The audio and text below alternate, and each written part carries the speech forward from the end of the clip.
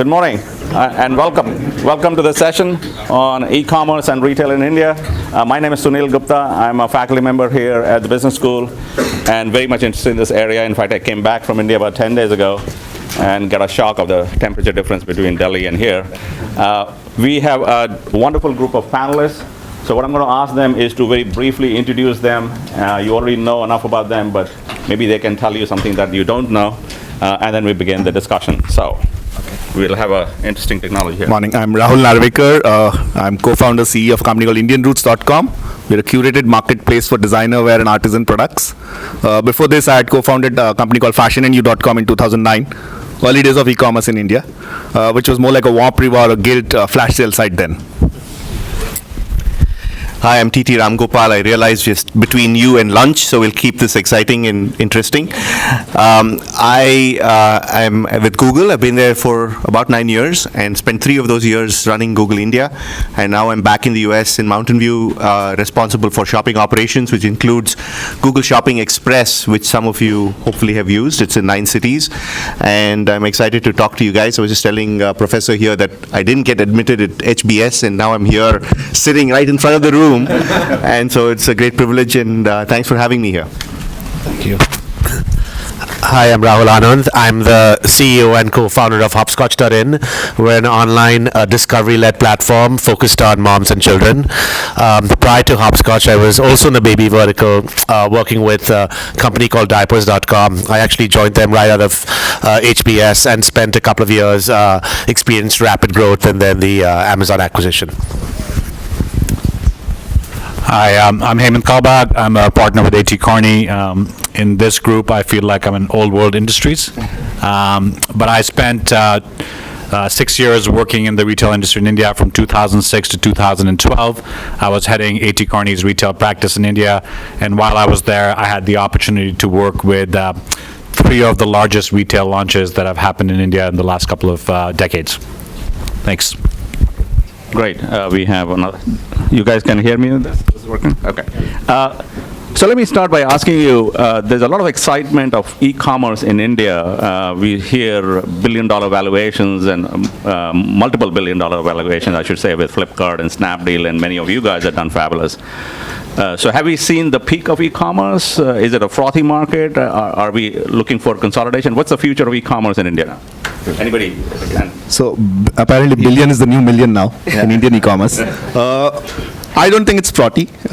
In fact, I have seen the curve. When I started in 2009, and I had started with FashionandYou, the rumor in the street was that I'd lost my job in the mall industry, and I was घर पे बैठ के internet पे कपड़े बेच रहा है, you know. So I used to get a lot of pity from people saying, you know, you need some help. Who's going to buy on the internet and all of that.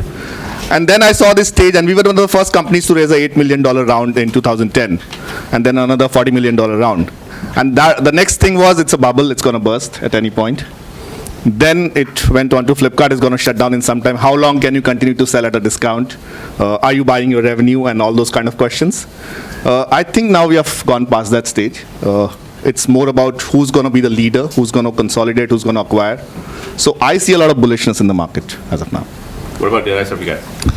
So from my point of view, of course, you do have to look at the bottom line at some point in time, and it's just a question of when the time is going to come. I think the investment thesis, I believe, is that people don't want to have done to them what happened to them in China, which is they sat by the sidelines and saw these markets grow. It's a very different ecosystem, not as open as what India is, didn't have the same kind of barriers as well. So there's a lot of money pouring in, and people have huge war chests to invest in, and they come in saying, take $200 million and we need X% of the company, and what's your valuation? So it's almost backwards that you want to work out how much you want to own and how much you're willing to spend for it and what the valuation therefore is. In terms of companies like Flipkart, etc., going public is the only route out. I was just talking to this panelist saying that they have to list in some place outside of India because there's no profits to show. Right? And so it's going to take a long time before any money is made in this business. But it is going to be a consolidation. There's going to be some of these big players, winner take all, and there are a lot of people trying to find out who those top 3 or 4 in each of these verticals is going to be. So I don't think the market is too frothy. When you have companies growing at 20 to 30% month on month, right? A high valuation today looks like a great multiple 3 to 4 months from now. So I think I worry less about the valuation. I think the bigger question is, do a lot of the businesses that exist deserve to exist, right? Are they solving a problem for the Indian consumer, or are they really trying to build a Me Too business of something that has worked in a geography overseas for a completely different audience? And I think that is the key question over here, because I think if you aren't in that situation and you end up raising a lot of capital today because there's people willing and happy, it's worrying to think of what may happen 6 months from now or a year from now when times aren't as good and you're still hemorrhaging a lot of capital and you have no business model to really stand on. Nothing to add.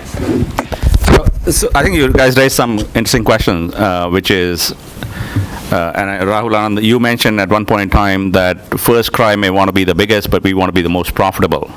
And a lot of these companies are losing money. The question is, at one point in time, they will make money. So growth or profit? Can I take that? So, Sunil, when we went cash positive in 8 months of launch, no VC looked at us. Now we are scaling big time. We did a 10x growth. We are losing money. Everybody's talking to us. So that's the secret to getting money. Just lose a whole lot of money. So I was chatting with Dr. Pranay Roy, and we were the first quarter when we had just launched, and we said we had a very minuscule loss, and he said, Rahul, you're losing very little money. Should probably lose a lot more to get a better valuation.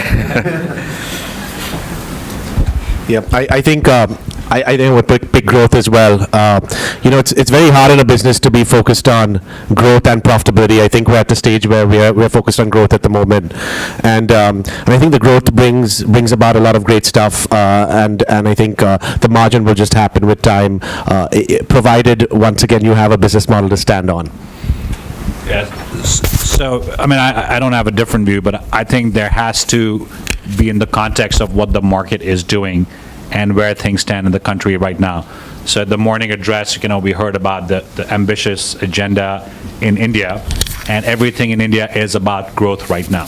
So I think it fits the mood of the country. But I think if we've learned anything from other economies where we've seen similar valuations in e-commerce, is at some point you have to pay the piper.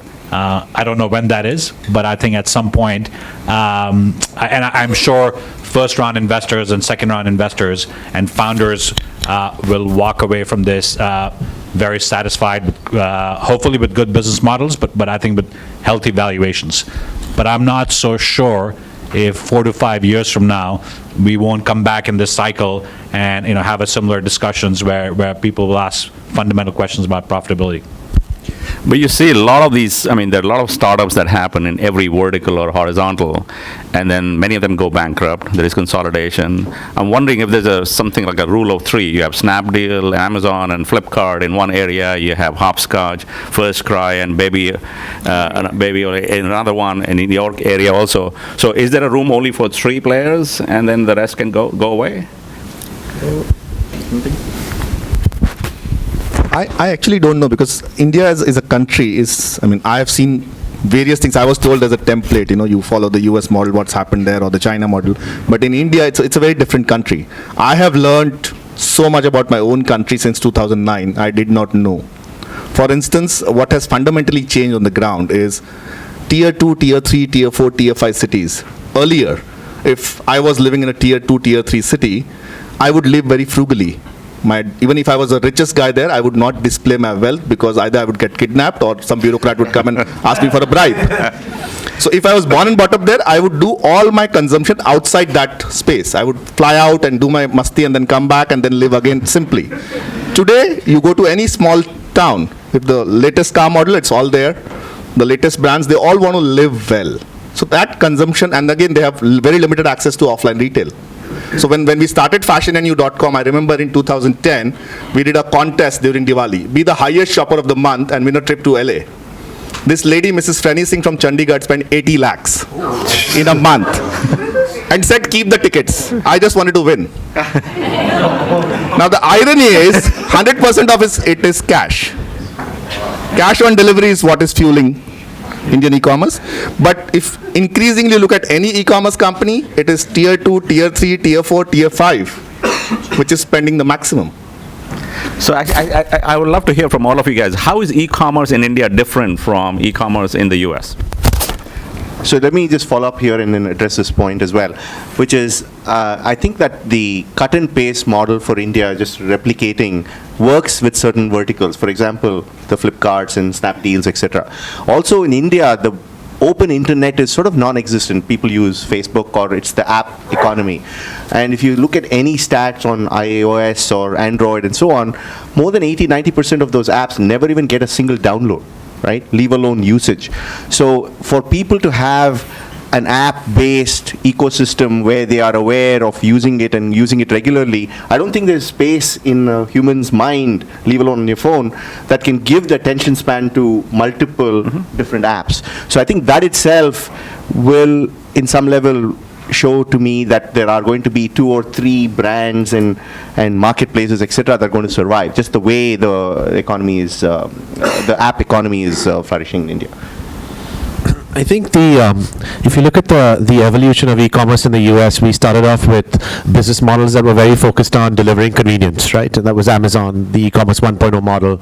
Build out your assortment, keep building it, and you see great performance. I think over time we've seen e-commerce 1.0 evolve, and you've got 2.0 and 3.0 models that are more focused and centered around discovery. I think in the Indian market, you've got a lot of convenience in your lifestyle anyway, right? You can pick up the phone, order anything you want, and you get delivery in 2 to 3 hours, right? Who cares about fast, free, prime shipping with 2-day delivery if you can get stuff in 3 hours?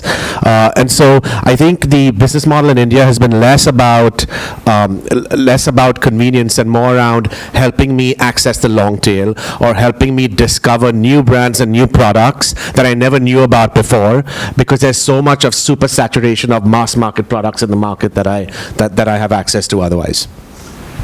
Yeah, the other difference I see is between the US and India, and they're very unfair comparisons, is the actual consumer. 70% plus of India's consumption is still on food and basic products, right? Whereas it's extremely different in the US. The density of the shopping wallet is still very, very shallow. So the reason e-commerce, I think, behaves in a certain way in the US and other countries is because consumers have the money to do so, whereas India is a very different economy for the majority of the population. So I think that's where they're going to be different. And I think so far, there isn't a good answer for food in e-commerce in India. At least I haven't seen one. And until that happens, I think, the companies represented here are still going to be playing in what represents, I think, 10 to 15% of consumption in India. If I can just add. Sure. So also culturally we are very different. So as far as I know, in America it's very DIY, do it yourself kind of. Whereas in India we're a very assisted society. So this lady I'm mentioning, Frenny Singh, she's a very large customer. But the way she shops is she'll be sitting in her home in Chandigarh, and my head of customer service is on her account in the office, and she's looking at something, and he's saying, okay, ma'am, why don't you buy this bag? And she said, "Theek hai, dal do." And then he would add to the cart. Now she's watching it, she can do it herself, but she wants that whole fuss around her where she's treated differently. Personal shopper. Most of the transactions, especially the high value transactions, and we in Indianroots, I have sold a shawl worth 19 lakhs online. But that was a customer outside India who prepaid. I had a customer from Bhilai, a small town in India, fighting with me for 3 days, saying, how can I pay you 50,000 rupees by card? Because it's white income, And she's like, 50,000 rupees aapko cash mein, take it in cash. They just can't pay in white because they don't know how to declare their income. That's the big challenge in India. Logistics is a big issue. If I sell a watch for 8 lakh rupees and I have to deliver it to a certain area, the courier guy probably makes 8,000 rupees. How do I trust him to deliver that watch? These are all the challenges that we have in India at the moment. So how do you solve those? How do you solve the logistics challenges? So if you look at a Flipkart, you look at Amazon, most of the major investments is going in building their own logistics. But having said that, even these 2 big players are refusing to deliver above a certain value in a couple of large states of India because the ecosystem does not exist. Most of us will have to build our own ecosystems going forward. Okay. In my research and experiences, it looks like trust is a big issue all across. It's the trust with the merchant, the merchant trusting the consumer, the merchant trusting the manufacturer of the product, all of it, there's an element of distrust which has to be overcome, which isn't a structural issue here. And cash on delivery, as Rahul mentioned, is one of the elements of overcoming the trust, but hugely complex in terms of last mile logistics and making sure you collect the cash and redeposit it. Companies like Delivery have cropped up, fulfilling third-party marketplaces for Flipkart. All of the third-party logistics and collection is all done by Delivery for Flipkart. So many of these surrounding businesses have evolved around these main marketplaces already. And I've heard really crazy stories where Delivery has blacklisted certain addresses because they just order stuff and refuse to take it. They just do it for fun. The delivery guy shows up with a refrigerator or whatever and says, I don't want it, take it back, right? So I think a lot of this happens, and so they've come up with a lot of smarts around which zip codes, which people are the ones scamming the system and working through it. So it's a hugely different problem from any other place. The other part is around marketplaces where they have merchants who are trying to distinguish themselves. There's no way to distinguish yourself unless you have a lot of clicks and transactions. So they pay people to buy stuff, they ship them nothing, and then they collect the money back, and you get a small transaction fee for doing this. The same as click fraud that used to happen that still happens on Google that we try to weed out. Those types of fraud and distrust is, I think, a little endemic today, and it needs to be overcome for the tax that we have to pay in e-commerce to become reduced and therefore probably make some money. So let's talk about one of the unique things about India is everybody has a mobile phone. They may not have broadband connection, but they certainly have mobile phone. So I'm sure you're seeing a lot of commerce happening on mobiles. So how is mobile commerce different from the desktop or laptop? Is it simply optimizing the site for the mobile phone, or is it something fundamentally different? So today, 70% of Flipkart's transactions happen on mobile. And I think in 6 months' time, they're saying they will completely go off desktop. And that's the same case for Amazon, for everybody. But the challenge in India is you don't have single-click checkout. Yeah. So every time I do a transaction, I have to put in my card number physically on the cell phone, wait for an SMS to come, which is a challenge. I think the day you get single-click checkout, I think the numbers will definitely zoom. Mm-hmm. The other thing is you can't have an optimized site for mobile. You need to have a built for mobile kind of a situation for that experience. Mm-hmm. For us, the challenge is my site is all about rich imagery. Yeah. And we are still struggling to build the right app in India. Okay. Any other thoughts from you as to how the mobile will be different? Yeah, I think we see a majority of our transactions happen on a mobile device, and we don't even have a mobile app yet, right? So you can imagine how we are, in fact, a mobile-first economy. But I think what we find is there's a lot of people who tend to discover tons on their mobile phones, and there's still some amount of comfort that consumers have to simply transact on a desktop device, and so I think I think mobile is quickly taking the lead, but it's still being used disproportionately more for discovery than actual transactions. In terms of mobile, I think that there are other platforms evolving, so you can't think of it as an app itself or a mobile experience. It's around communication platforms have replaced, the role of apps. There's a article I read about this woman in Chandigarh who is selling products that are made in Calcutta, and all she does is she's part of a WhatsApp network, right? So she puts pictures on that application, and people actually buy paying cash from her. So she doesn't have a mobile site, doesn't do anything about curating and converting or doing any of the what we assume in the West are required for you to be in business. So I think it's completely changing. I believe it's not even going to be mobile first or mobile optimized or apps. It's going to be alternate ways of doing transactions for a lot of the commerce, which are very difficult for companies like Google to really figure out how to help and assist and monetize. And that's one of the big challenges that we struggle with. Okay. Many of the online companies are trying a hybrid model. So Warby Parker here has stores. Similarly, First Cry has opened up stores. So what's your opinion about a hybrid model where do you need an offline presence as well? So for our model, we are still struggling. We think that because we sell high-end designer stuff, we should have stores of our own. The challenge is when you talk to your investors, most investors says, stay focused on online because that's where the maximum growth comes in. Don't get distracted. But I know for a fact that Reliance e-commerce, which wants to become the big daddy in this space, is looking at a hybrid model because they already have an infrastructure on the ground. A lot of offline players who are looking to come in. But in India, I don't think it's been done successfully. Like Future Group tried doing it, didn't work. So I think also, in my opinion, it requires a different mindset for you to do offline and do online. You can't have the same team working on both. So for us, it's still a struggle. I don't know. I think FirstCry is the one who's done it. I think. Yeah. So I think it is the team, right? If you're focused on building a cutting edge product and technology driven business, it's quite hard to now change the DNA of your organization and start to build offline stores, right? It's a completely different game. In a startup with resources as constrained as they are, it becomes even harder as you start to divvy up the people and capital resources that you have to deliver.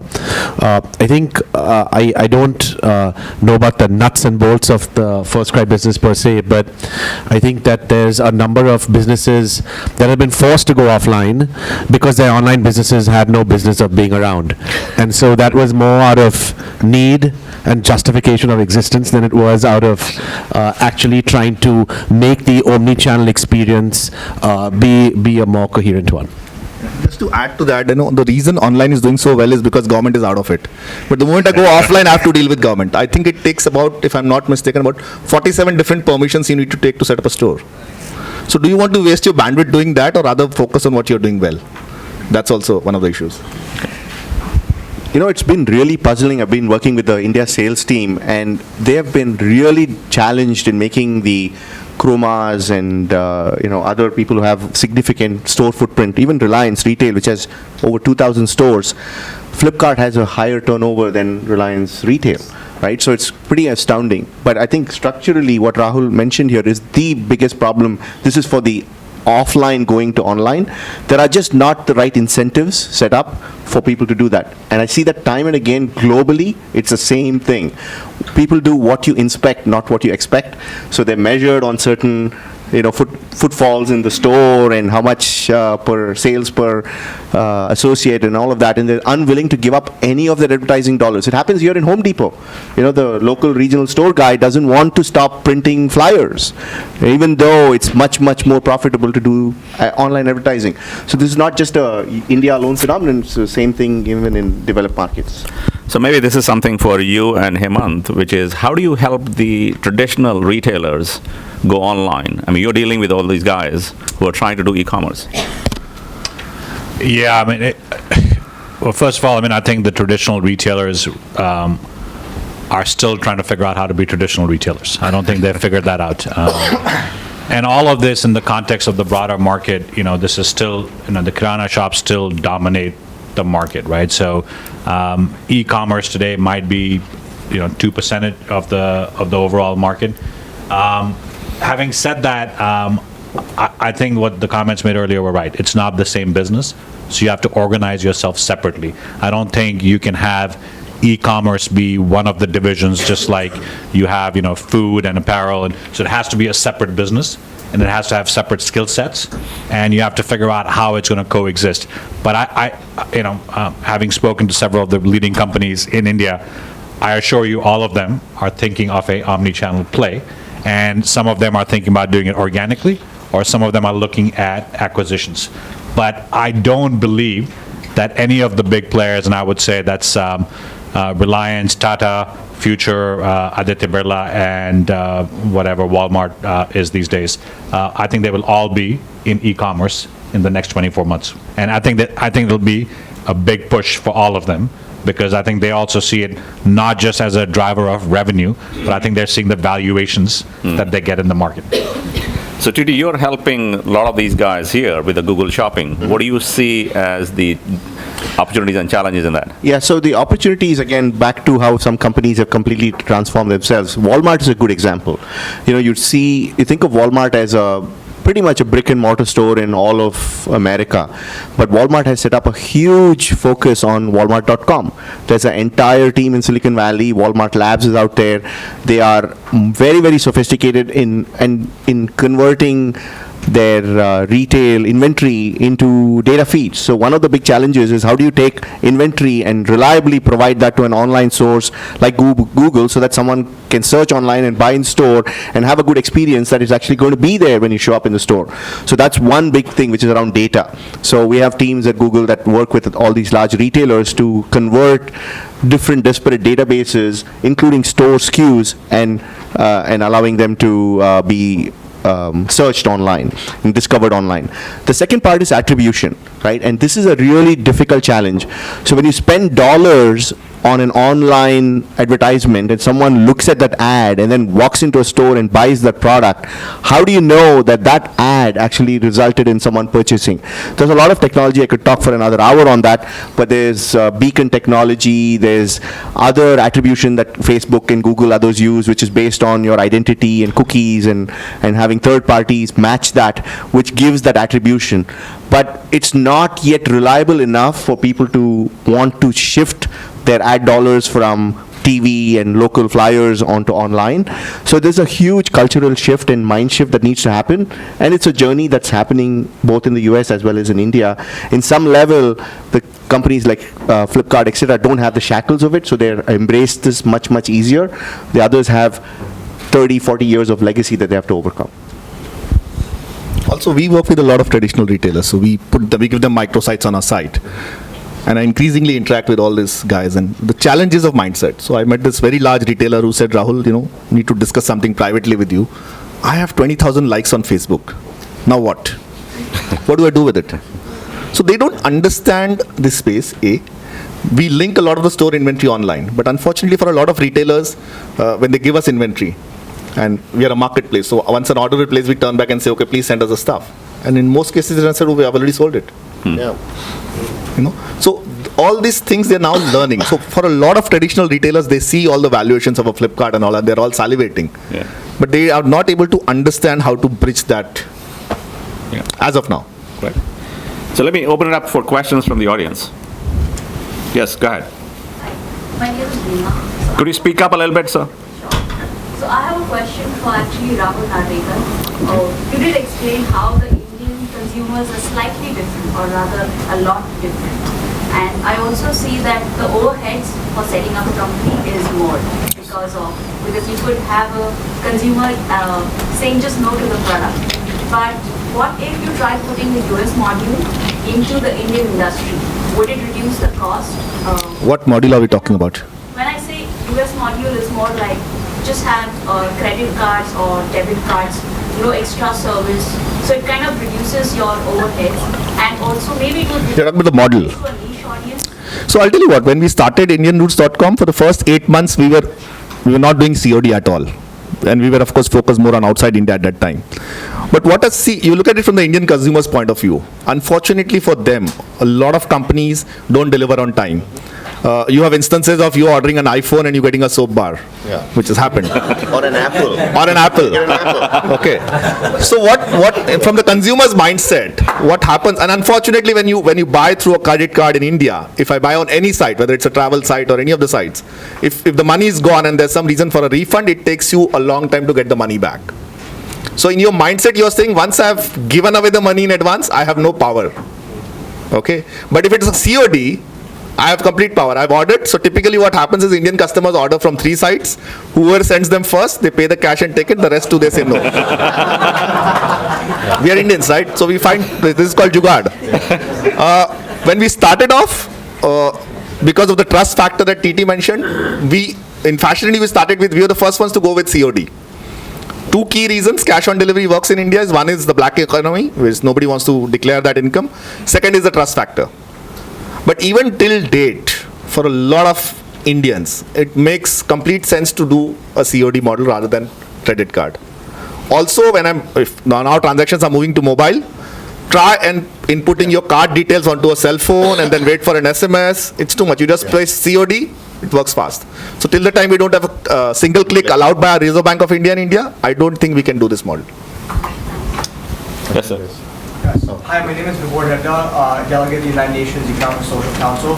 And my question is, since reliability is a central issue or obstacle to increase e-commerce consumer confidence, do the panelists feel opening one retail hub like Amazon US has currently plans on in New York City will help speed up delivery and consumer confidence? Because we must take into consideration e-commerce is a service-related industry. In essence, do you think e-commerce firms can increase revenue by adding with a personal one-to-one connection, giving the shopping experience that consumers are looking for? I didn't understand it. That's a very complicated question. No, I didn't understand it. I'm sorry. That's, We're not that so- smart. So, it's a good thing there's a consultant on the panel.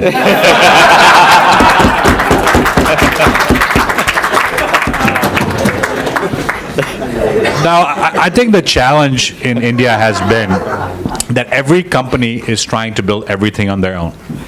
There hasn't been enough collaboration. So you would think that there is a great opportunity for 3PLs to provide the kind of hub you're talking about, because no one has enough volumes on their own to justify the mega hubs that you really need to drive supply chain efficiency, and people are not collaborating to actually get there. So I think there's a great opportunity. I think there's a great opportunity, and I don't think it'll be company-driven. I think if anything, it'll be a third-party driven, but companies are still mistrusting of each other. We've talked to companies, but they don't want to share warehousing space with each other. It's not a source of competitive advantage. It helps everyone, but they don't want to share the space. So I think it'll happen, but I think it'll happen from someone like DHL or FedEx pressing that issue. I don't think it'll be a company like Amazon or Flipkart that'll make it happen in India. Yes, sir.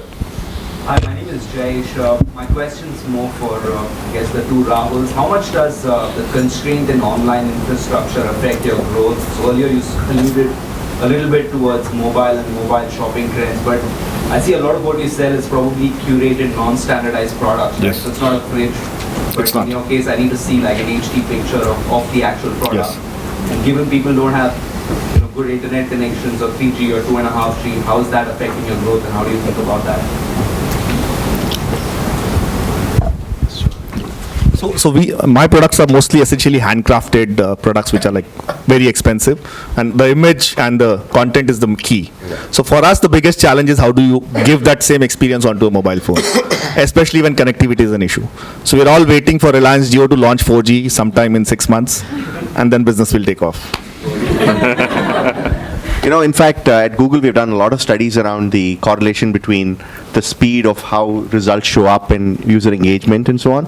And clearly, with internet speeds that are, like 1.5 Mbps, etc., that's what you're getting on the mobile phone, is just not even enough speed for a good search experience, leave alone a deep browsing experience, right? So that needs to get fixed before I think those immersive experiences can influence the purchasing pattern. Rahul, do you want to say something? So I think there's been tons of research done at Amazon about how, every microsecond of improvement of speed drives up conversion rates by, like 5-10 basis points, right? So, it's hard for us to imagine how tremendous the potential could be, but I'm sure it certainly exists from a broadband perspective. And yeah, we've all been waiting for 4G. I've been waiting for 4G since I launched Hopscotch 2.5 years back, but it's not there yet. I think from a payments perspective, again, right? There's more and more use now of a little bit of PCI compliance with the RBI, and so you can save your credit card number with a website, but you still need to put in the 3-digit code, and you still need to get the one-time password and then stick that in and complete the transaction.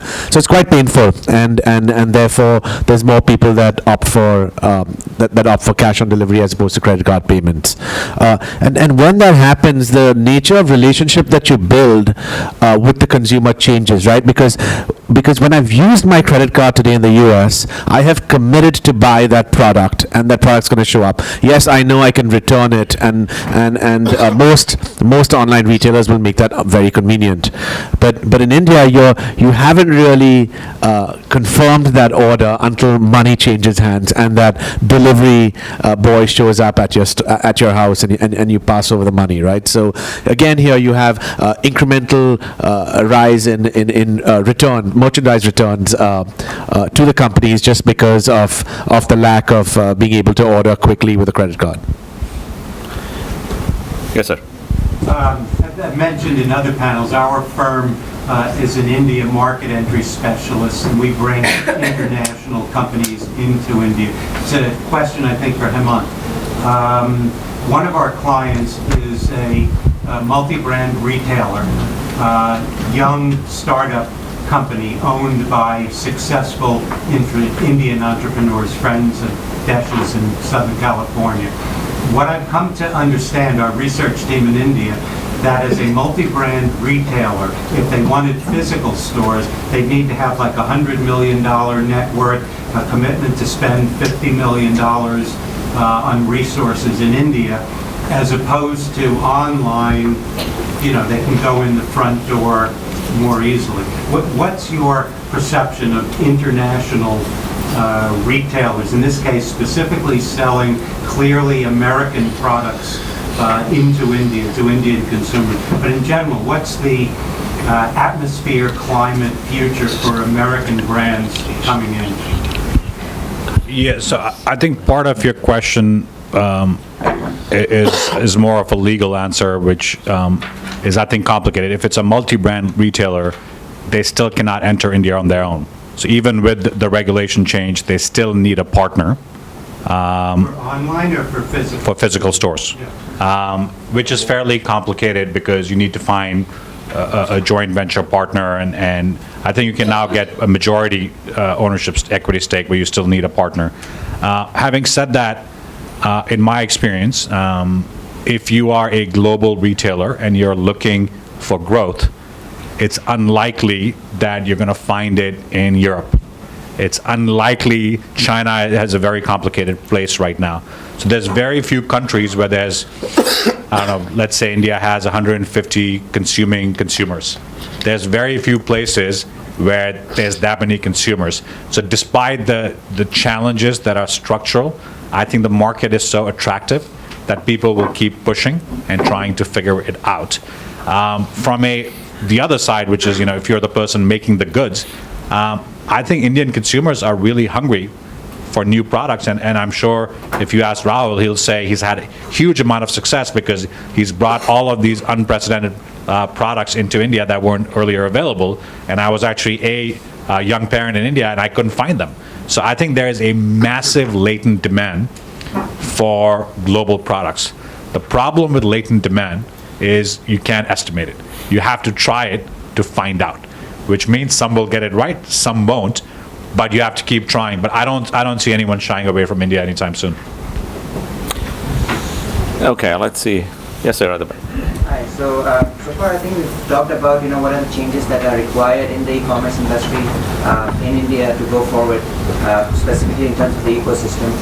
I would be interested in knowing your opinion about what would be the skill sets that would be required in order to effect this change, or just take this industry forward. Don't think that? I think the sad truth is a lot of those things that we're talking about are structural ones, right? Increasing bandwidth, improving the regulations that the RBI outlines, right? They're not ones that unfortunately we can solve in the confines of Harvard Business School, as great as it is.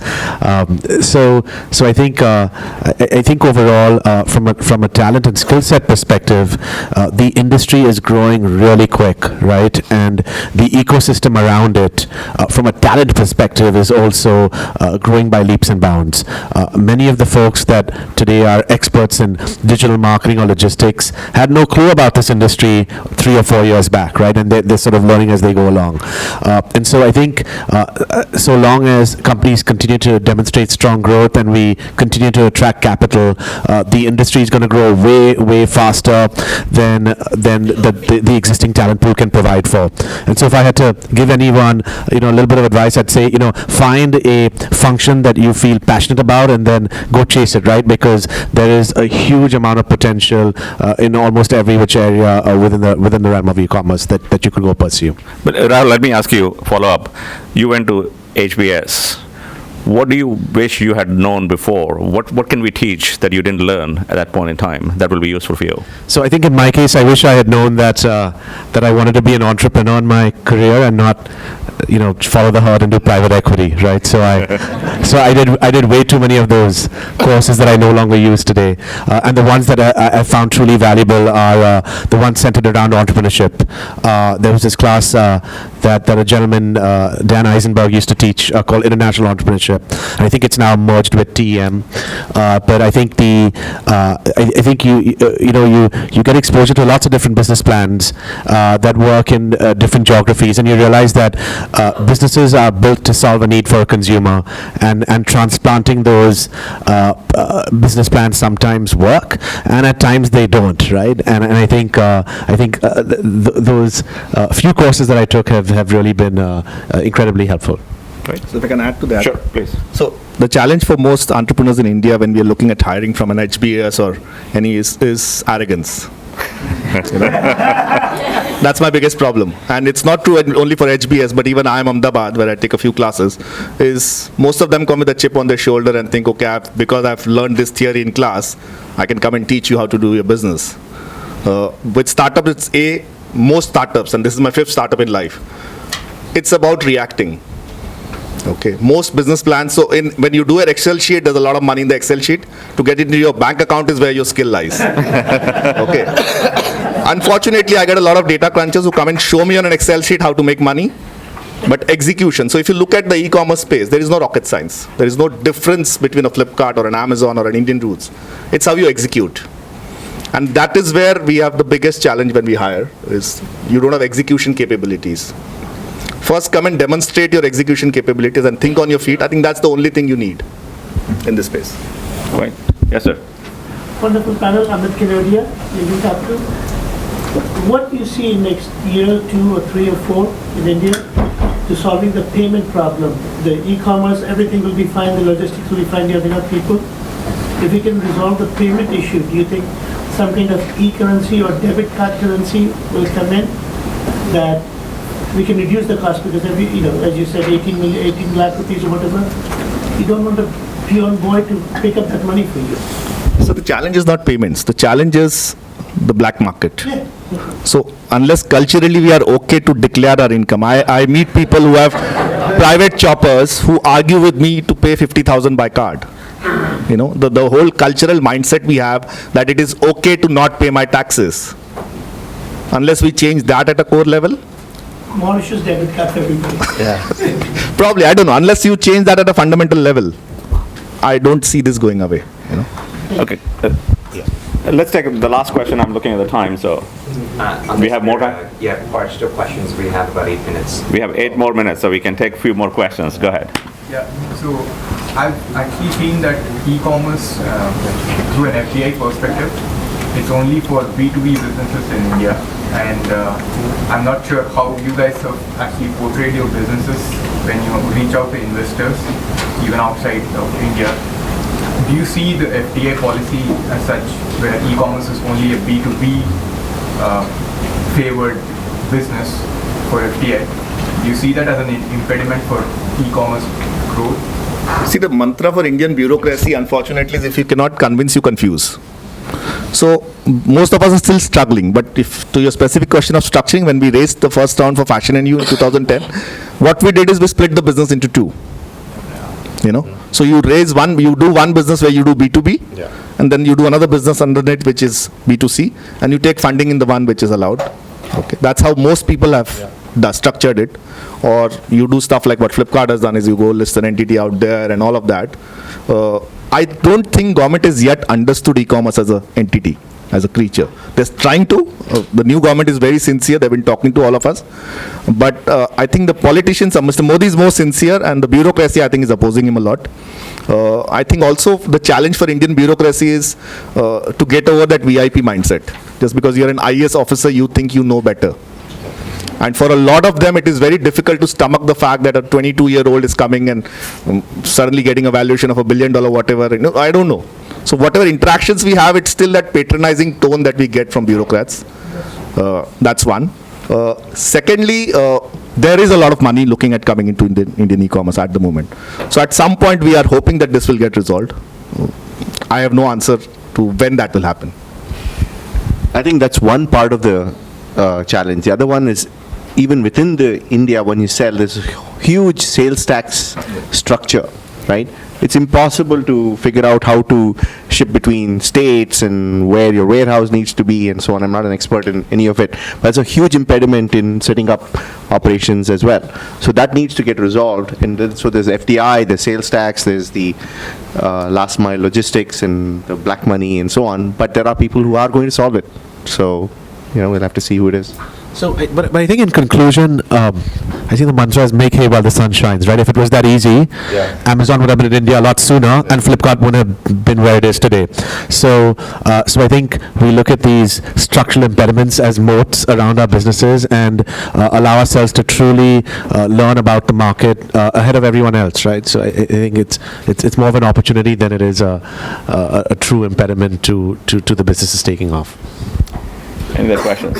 Yes, sir. Go ahead. Do you believe in the valuations the new e-commerce like Flipkart currently have, and do you foresee or envision more consolidation in the space over the next few years? So you probably came a little bit late, but we started with that question. Yeah. So if you want to respond very quickly to that, go ahead. I think that's See, valuation is ultimately somebody's opinion, right? So if your opinion and you want to write me that check, who am I to stop you?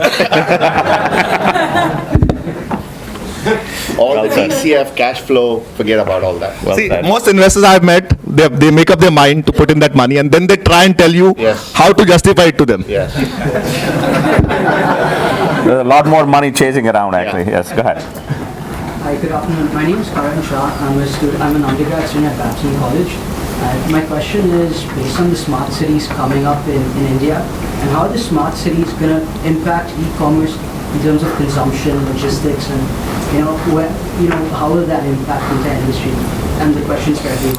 I think honestly, by the time the smart cities come in, e-commerce will be at a different level. Okay, so it's a very hypothetical question. Having said that, right now we are still talking, and at the pace at which we implement and the actual city. So if you look at Greater Noida as an example, if you've heard, Greater Noida was projected to have a population we were still waiting. Unfortunately, in India, real estate investments primarily are driven by investors who don't intend to live there. Yeah. So if you go to Greater Noida, you'll see all those colonies. Almost 70-80% of them are still empty even after like 8-10 years. And I don't see any, in the near future, them getting populated. So even all those smart cities, they have to first get planned, then come up, and then get populated. By then, I think e-commerce will be much more evolved. So we don't need to worry on that. Go ahead. So you briefly referenced this earlier with alternate ways of payments, but how do you see the unorganized sector as playing a bigger role on the vendor side of e-commerce right now? See, India is mostly unorganized. And in Indianroots, we work with a lot of artisans and other people. There are 2-3 kinds of unorganized players. One is, of course, what you call your mom and pop stores. Then you have a lot of regional brands who are very big in that particular region, but are not national players. Then you have genuine artisans who live in villages, who create products which are like you have a Bhagalpuri silk or your patola and all of that. The challenge in India today is most of the artisans are dying, because typically an artisan gets only 7% of the value at which his creation is sold. So I remember I'd gone to this small village in Bangalore and this artisan had created a beautiful statue. The statue is in Antila, Mr. Mukesh Ambani's $2 billion residence. Mr. Ambani apparently paid 40 lakhs for the statue. The artisan got 35,000 rupees. That is the challenge of artisan products in India. There are so many intermediaries. And typically these intermediaries will go to the artisan and give them money to buy the raw material or give them loan at high rates of interest and actually own them. And what happened was when all these schemes like Manrega and all came in where government was guaranteeing employment, all the children of these artisans said, if I have to get a minimum wage, I'd rather go and toil as a laborer rather than work on this art. So that's all dying right now. For a lot of regional brands, they see e-commerce as a big enabler. So we have this small store in Kolkata called Weaver Studio, which works with artisans. And they came online with Indianroots. And Indra Nui is one of the largest customers of Weaver Studio because she loves to support them. E-commerce is an answer for such people to come on and talk to a global audience. Unfortunately, the challenge for most Indian artisan products is, as an Indian consumer, I'm very happy to pay a couple of lakhs for a handcrafted Italian bag. But I will not pay a couple of thousand for an artisan product from India because it's not flauntable. Indians buy luxury only for flaunt value, especially in India. So our auntie will pay 3 lakhs because the moment she puts a bag on the table, the whole room knows it's a 3 lakh rupee bag. The challenge is a handmade sari, which has the entire Ramayana hand painted on it. I'm struggling to sell it for 16,000 rupees. It takes 4 months for that sari to get created. But nobody wants to pay money for it. That's our challenge. You know, there's another panel, I think it's probably going on right now, where I met one of the panelists who works with the Snapdeals and Flipkarts, etc., to finance the vendors, right? So there is an ecosystem developing where vendors don't have the capital wherewithal to produce the products to sell on it. And there's a vested interest both for these financiers as well as the marketplaces to support that ecosystem. So that's evolving as well, and it isn't at this cutthroat rates of 50% interest per month and so on. It's a much, much more microfinancing, socially responsible angle to it, and you know, you should definitely try to find him and talk to him about it. So when we launched Hopscotch, we thought we were going to bring all these fancy American brands to consumers in India, right? And you know, we had our learnings there. But I think one of the really interesting things that we found was that there's a ton of really great brands in India that are launched by what we call mompreneurs, right? Women at home, they've had a child, they've realized a gap in the market, and they start to develop their own line for girls' dresses or for hair accessories, for instance, and they make great merchandise. So one of our challenges, is how do we give some of these smaller vendors a great retail platform and marketing to build awareness across the country. We have a vendor that they're called the Knitting Nannies, right? It's a bunch of grandmas, and they sit around a table every day and they knit these products, and we sell them so quick they can't make them quickly enough, right? So now all of a sudden we're trying to solve a problem for them, and we're like, all right, how are you going to scale your productive capacities, right? But I think this is exactly what some of the small and medium-sized vendors in the country needed to start to really gain appreciation and get national stage. So I know we could have lots of more discussion, but we are out of time. So I want to thank my panelists for a wonderful discussion. So thank you very much.